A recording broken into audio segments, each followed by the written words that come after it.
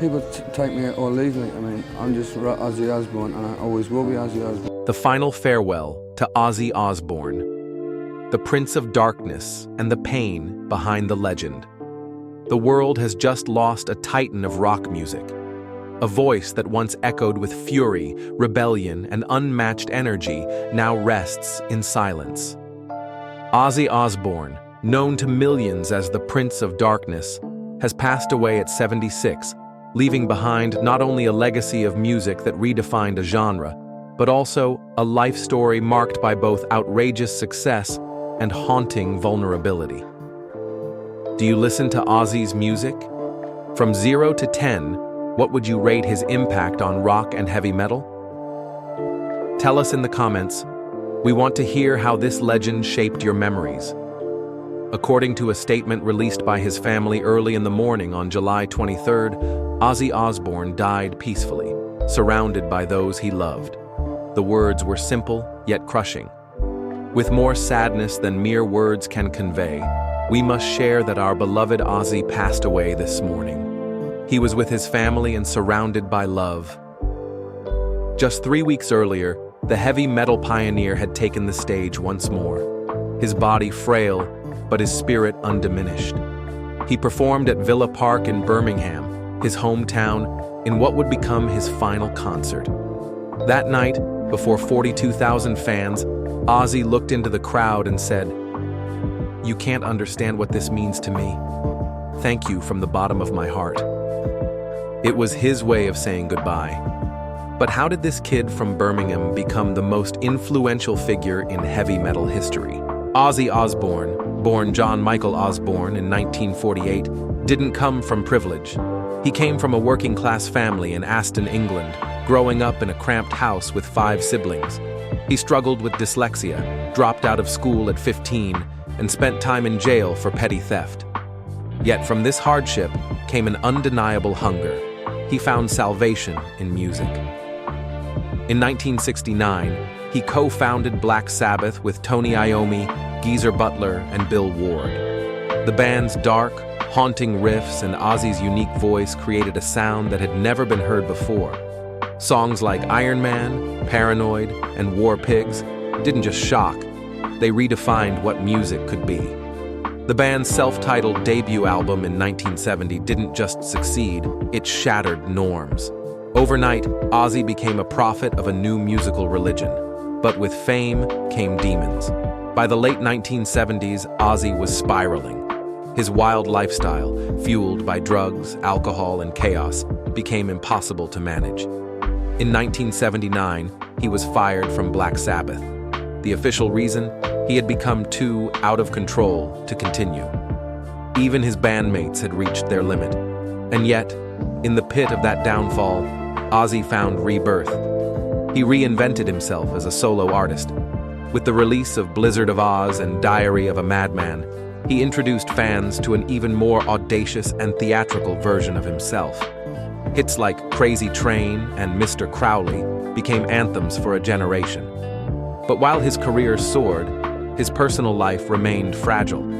He often said that fame and addiction robbed him of clarity.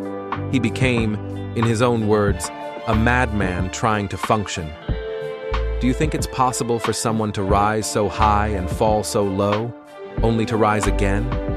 Ozzy did it, again and again. In 1982, Ozzy married Sharon Arden, the woman who would become not just his wife, but his anchor, his manager, and the voice that helped him survive. Together they had 3 children, Amy, Kelly, and Jack.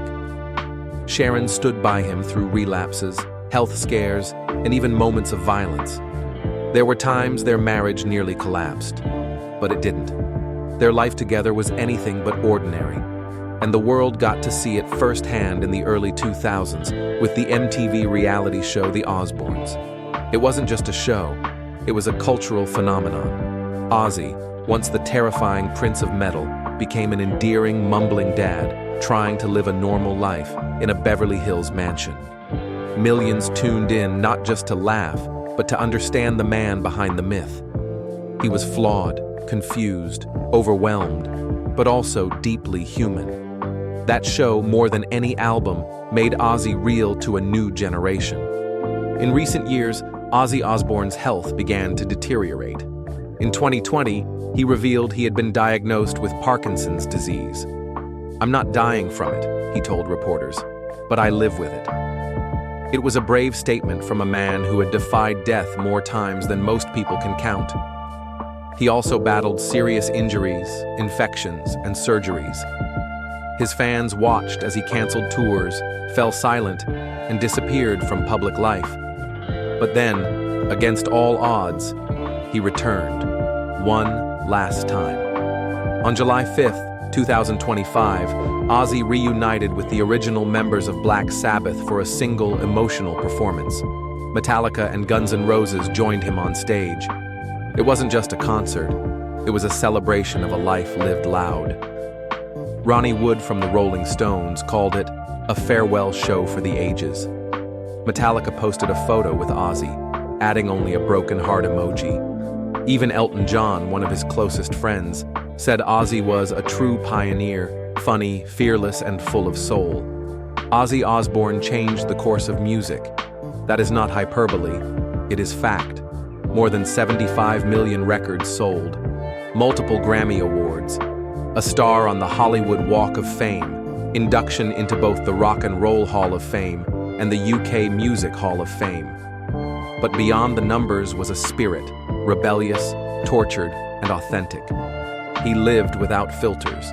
He spoke his mind. He stumbled, fell, and got back up. He didn't try to be perfect. He tried to be real. Even in death, Ozzy's legend grows. Fans around the world gathered to light candles, blast Crazy Train, and share memories.